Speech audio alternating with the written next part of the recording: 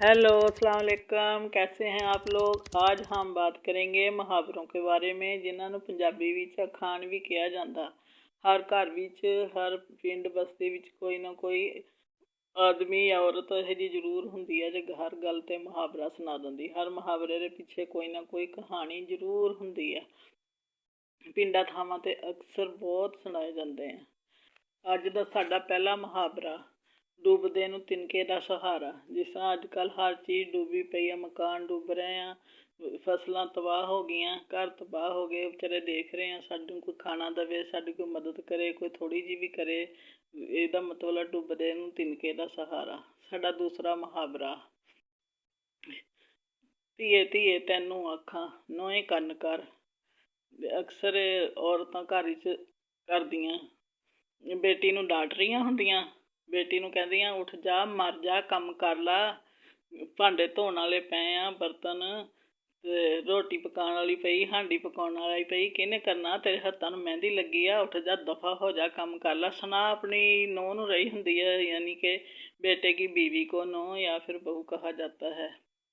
उन्होंने सुना रही हुंदी है भी उठ के यही कर लवे खुद ही।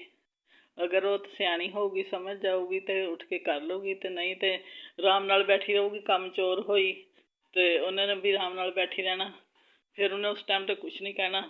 बाहर तो उसका शौहर आऊगा या बेटा आऊगा, उन्होंने सिखाऊगी, उन्होंने कहूगी तो मैं इन्ना सुनाया, इन्हें उठ के करया नहीं, इसकी माँ ने की सिखा के भेजा इनू, ये भी नहीं सिखा के भेजा भी कोई। बल्कि उन्होंने चाहिए भी आराम नाल कवे, धी नूं भी बेटे की बीवी नूं भी, दोनों बेटियां ही होंदियां, उन्होंने आराम नाल समझावे भी चलो उठो आ काम कर लो, मिल जुल के कर लो, मिल जुल के करना चाहिए। ते ये नहीं करना, उन्हें डांटना धी नूं ते सुनाना अपने बेटे की बीवी नूं। अक्सर घरां च यही हुंदा। दूसरा मुहावरा बद तो बदनाम बुरा।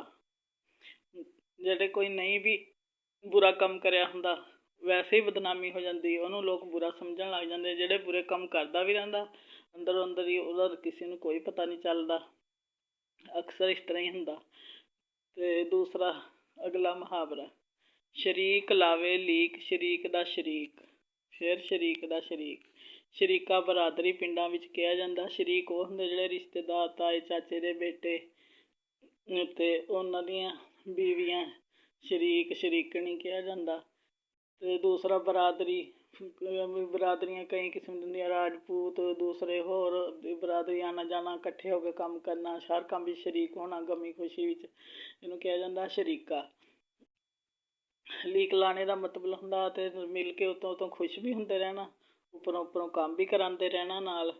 ते जिस तरह किसी दी शादी आ, उन्होंने अगे हो के काम भी करना, कोई ना कोई काम विच इहो जिहा करना कि बेइज्जती हो जाए अगले बंदे दी, या खाने च कोई गलती करा देनी, या फिर अगे कोई गल ला देनी, ते थोड़ी थोड़ी गल तो सड़ना। उन्होंने नूंह खूबसूरत आ गई, समान ज़्यादा आ गया, उन्होंने बेटे ज़्यादा हो गए, अंदर अंदर ही सड़ी जाना, उतों मठियाइयाँ भी खानियाँ, वंडना भी, ते रल के रहना भी। ते सारे इक्को जेहे भी नहीं हुंदे, सारे सही भी हुंदे हैं, वैसे कोई कोई सड़न वाले जरूर हुंदे बिच। इनू कहंदे शरीक लावे लीक। फिर शरीक दा शरीक। अगला मुहावरा 100 सुनार दी एक लोहार दी। सुनार ने तो सोने नूं आहिस्ता आहिस्ता थोड़ियां थोड़ियां चोटां लगा के कोई चीज़ बनानी। सुनार ने इक्को दफ़ा, लोहार ने इक्को दफ़ा जोर नाल मारनी आ, लोहे नाल जोर जोर नाल मार के कहना। इनू इस बारे च कहा जांदा कोई हौली हौली एक दूसरे नूं तंग करदा रहे, उन्हें फिर तंग आके इक्को बार कम करना। जिस तरह कि सस्सां अक्सर नंदां सतांदियां रहिंदियां, थोड़ी थोड़ियां गल्लां च तंग करदियां रहिंदियां, फिर बेटे की बीवी फिर इक्को दफ़ा फिर करदी है, या तो फिर आप निकल जाती है या उन्होंने बेटे नूं भी लेके निकल जाती है। वो हो गई लोहार दी एक, 100 सुनार दी एक लोहार दी।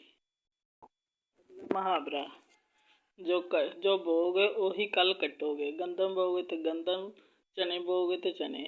इहदा मतलब किसी नाल अच्छा करोगे कल तुहाडे नाल भी अच्छा होऊगा। अज अपने माँ बाप नाल सही रहोगे, कल नूं तुहाडे भी बहू बेटे अच्छे रहोगे तुहाडे नाल, ते आगे आने वास्ते जाने वास्ते अच्छा काम करना चाहिए। आज की वीडियो यहीं तक, कोई गलती हो तो माफ़ करना। आज मिक्स ज़बान में बनाई गई है ये। खुश रहें, आबाद रहें। अल्लाह हाफिज़, बाय बाय।